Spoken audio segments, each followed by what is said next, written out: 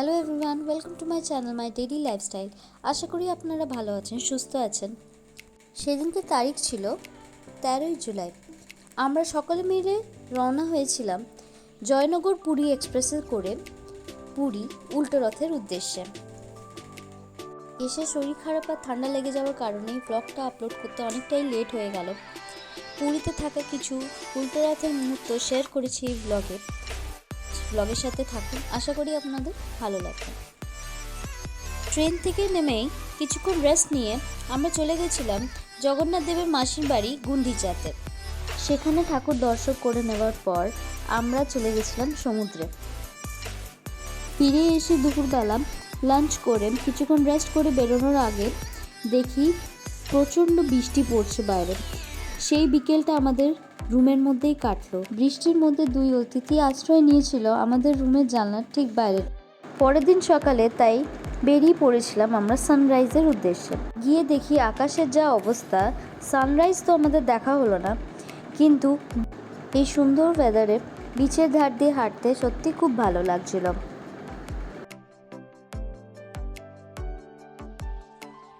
কিছু দূরে একটা জায়গায় অনেক লোক জমায়েত করে আছে।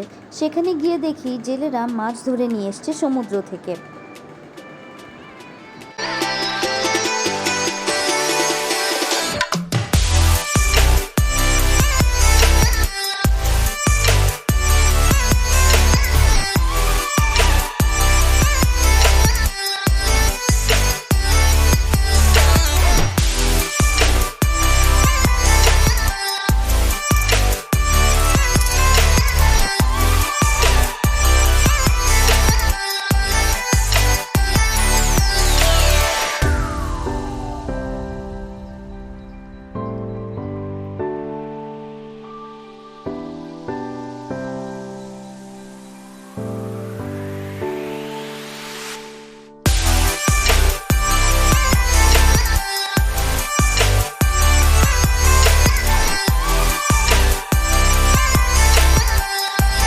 আমাদের মাছ কেনার কোনো প্ল্যান ছিল না, তাই বেশি সময় নষ্ট না করে ফিরে এলাম আমরা হোটেলে। আমরা চলে এলাম দুপুরবেলায় গ্র্যান্ড রোডে, যেখান থেকে বেরোবে রথের শোভাযাত্রা।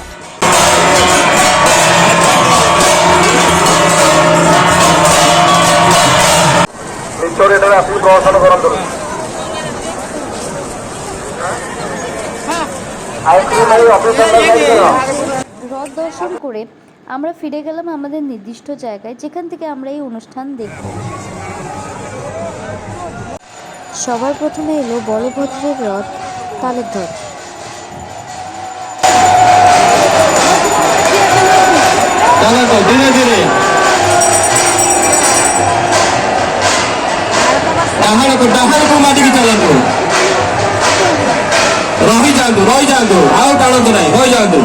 ଦୌଡ଼ି ଛାଡ଼ି ଦିଅନ୍ତୁ, ଦୌଡ଼ି ଛାଡ଼ି ଦିଅନ୍ତୁ। ରଥ ଦୌଡ଼ି ଚଟାକୁ ସିଧା କରିଦିଅନ୍ତୁ, ଦୌଡ଼ି ଚଟାକୁ ସିଧା କରିଦିଅନ୍ତୁ। ସିଧା ସିଧା ଧୀରେ ଧୀରେ ସିଧା।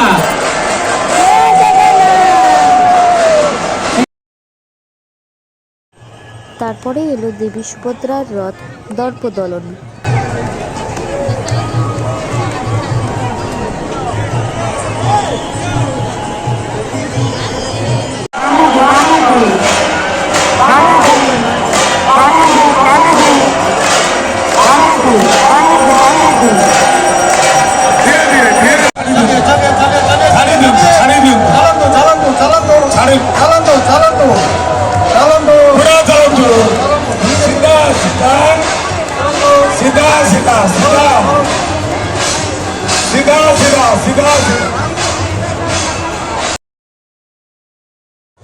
ভক্তরা খোল, করতাল আর উলুধ্বনি দিয়ে স্বাগত জানাচ্ছে জগন্নাথ দেবের রথ নন্দীঘোষকে।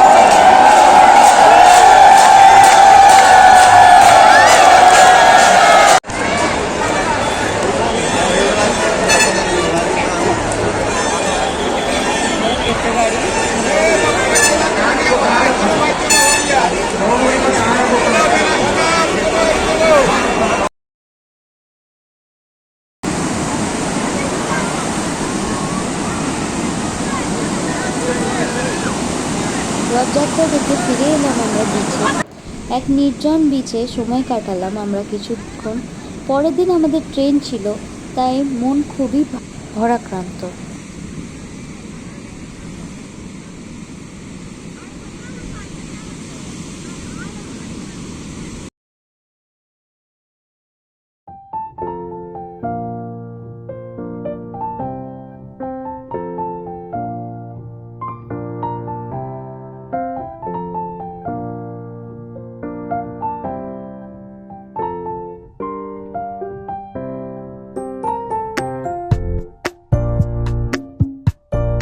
বিদায় জানালাম প্রভুকে, সমুদ্রকে। কমেন্টে জানাবেন কেমন লাগলো আমার এই ব্লগটা। ভালো লাগলে লাইক, শেয়ার, সাবস্ক্রাইব করতে ভুলবেন না। ফিরে আসবো একটা নতুন ব্লগ নিয়ে, ততক্ষণের জন্য টাটা। Thanks for watching.